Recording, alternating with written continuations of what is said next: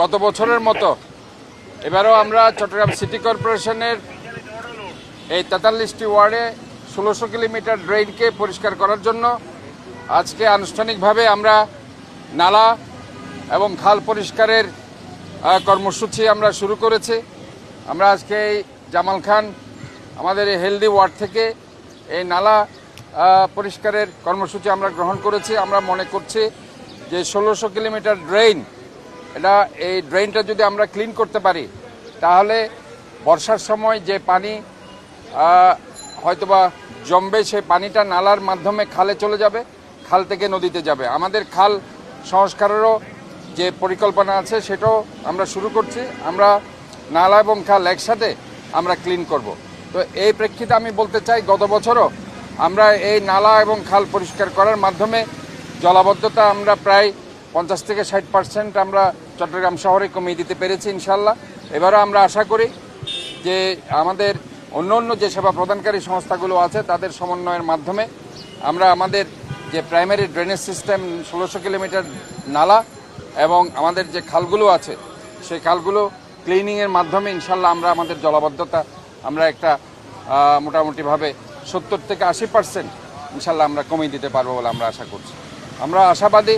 আমরা শুধু জনগণকে এটাই বলছি, আজকে যে আমি নালাটা ক্লিন করছি, পাশের যে বিল্ডিংগুলো আছে যে পরিমাণ ময়লা তারা এই ড্রেনগুলোতে ফেলেছে, আমি আসলে গত বছর থেকে এই জন্য এই যে আপনার ডোর টু ডোর প্রকল্পটা আমি চালু করেছিলাম ঘর থেকে ময়লাগুলো নেওয়ার জন্য। কিন্তু আমি অত্যন্ত দুর্ভাগ্যের সাথে এটা বলতে হচ্ছে যে জনগণ কেন এটা গ্রহণ করছে না। এত বলার পরেও মাত্র মাসে ৭০ টাকা তারা দিবে। একটা যদি ঘরে লোকও রাখতে হয় ময়লা ক্লিন করার জন্য, তাকে মাসে ১,০০০ টাকা দিতে হয়। কিন্তু এখানেও জনগণকে আমি বলছি যে আপনারা ময়লা যত্রতত্র ফেলবেন না, এই শহরটাকে নিজের শহর ভাবুন, নিজের শহর ভাবুন। যত্রতত্র ময়লা, প্লাস্টিক, পলিথিন ফেলে জলাবদ্ধতা করবেন না, এবং যত বেশি ময়লা ফেলবেন মশার উপদ্রব তত বাড়বে। ডেঙ্গু, চিকুনগুনিয়া, জিকা ভাইরাস এই রোগগুলো হবে। তাই আমি আপনাদেরকে আহ্বান করছি, যত্রতত্র ময়লা না ফেলে সুনির্দিষ্ট ডাস্টবিনে ফেলুন, এবং আমাদের যে দৈনন্দিন যে আমাদের পরিচ্ছন্ন কর্মীরা আছে সকালে তারা আসে, বিকালে আসে, তাদের কাছে ময়লাগুলো দিয়ে দেবেন। আমি আপনাদের কাছে এই অনুরোধ জানাচ্ছি।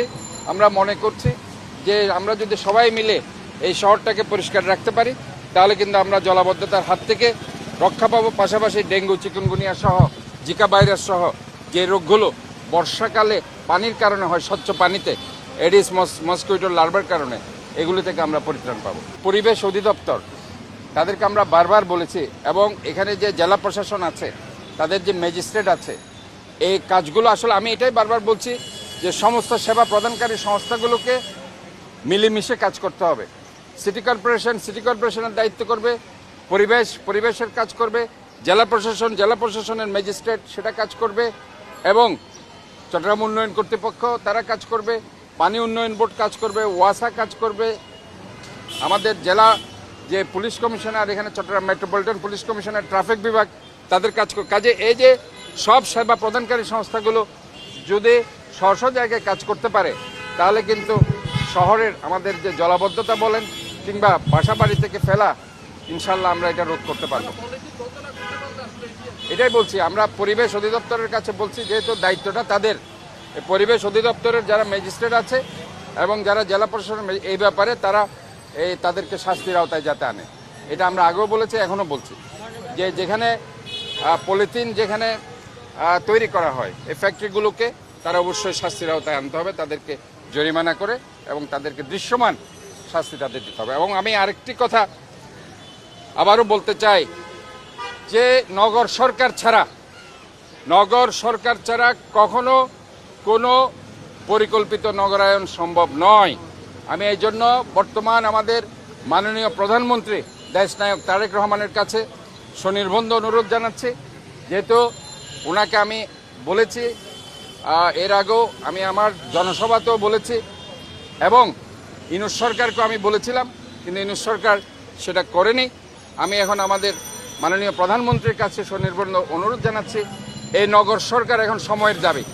সিটি গভর্নমেন্ট না হওয়া পর্যন্ত পরিকল্পিত নগরায়নটা করা আসলেই কঠিন। কাজে আমি মনে করছি যে নগর সরকার করার মাধ্যমে সমস্ত সার্ভিস ওরিয়েন্টেড অর্গানাইজেশনগুলো এক ছাতার নিচে তারা কাজ করতে পারবে এবং সেটা সিটি কর্পোরেশনের সাথে তারা মিলে